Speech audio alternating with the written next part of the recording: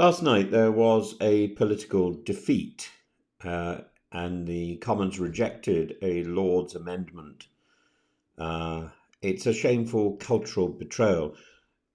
The at the moment, regarding copyright and AI, we have a serviceable, if not ideal, copyright law that protects the copyright of works of art, of music, of painting, and so on, of literature from being copied and being used by others, being copied, for example, by AI, by big data machines that want to learn how to how to paint, how to write, how to compose in the style of Elton John or Da Vinci or whatever. At the moment, the law is uncertain, but it favours copyright. And with the Lord's defeat, that is overturned.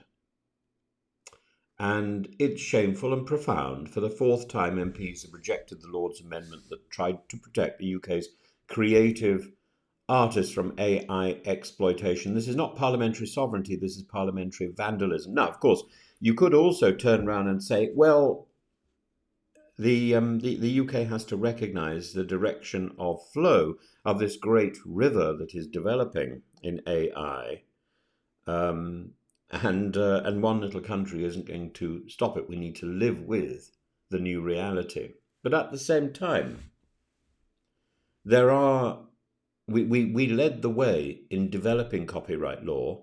We should lead the way in modifying copyright law so that it embraces, so that it can deal with, so that it can navigate the rise of AI. The rejected amendment was modest. Lady Kidron merely asked that the government committed to drafting a bill on AI and copyright within 3 months of publishing its own report. Not an overreach, but an invitation to foresight. Instead, we're told this would bind future parliaments, a claim so legally flimsy it might have been typed by ChatGPT. And the problem here is that this law will go through, and then there will be no further debate. You'll always be told, go to Ofcom. Chris Bryant, the minister responsible, claimed no such clause has ever existed before, but innovation in law, like in art, must begin somewhere. What precedent was there for copyright itself when Shakespeare penned Hamlet or when Elgar orchestrated the dream of Gerontius? The Lords, bless their embroidered patience, tried 4 times to insert these protections. They included Labour grandees, Tory moderates and independents, and again, the Commons voted them down. 317 to 185 on the latest occasion. And it wasn't just a defeat, it was a declaration of contempt for the creative industries. The creative industries generate £124.8 billion for the British economy every year. That's theatre, music, publishing, design. These aren't luxuries. These are exports. They're soft power, their national identity made manifest, and they're under threat. Paul McCartney, Elton John, Kate Bush, and Dua Lipa, they didn't sign that open letter because they were bored on a Saturday. They signed because this government and this parliament is giving away the fruits of their labour. Now, of course, it's doing so in line with the absurdity of Nadine Dorries and others from the previous government who drew up these plans in the first place. But nevertheless,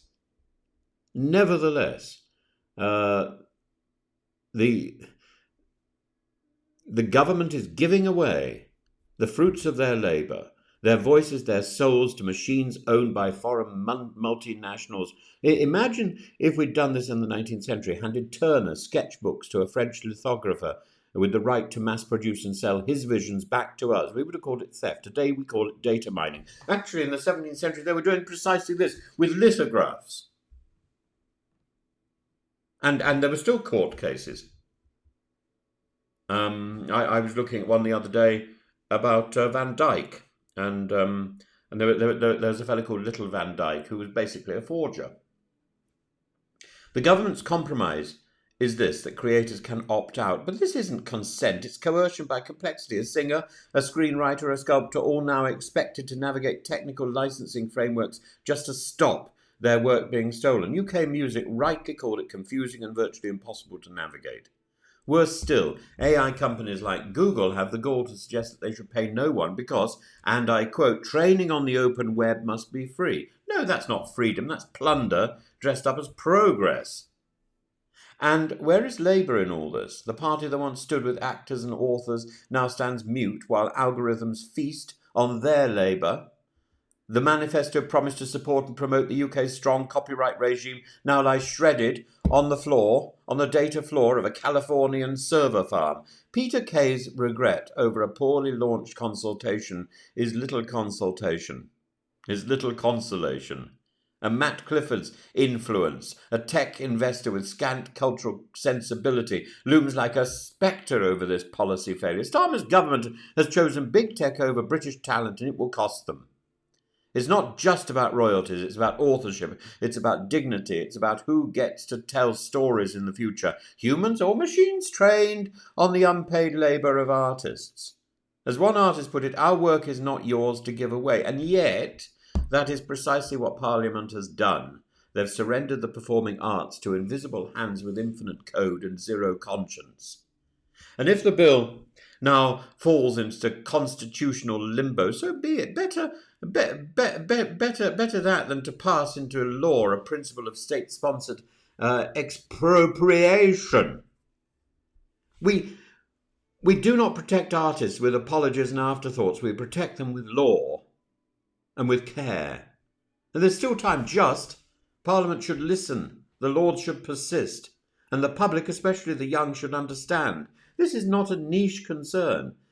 It's not about pop stars and playwrights alone. It's about our humanity in an age of automation. The arts must be defended, not in footnotes, but in full voice.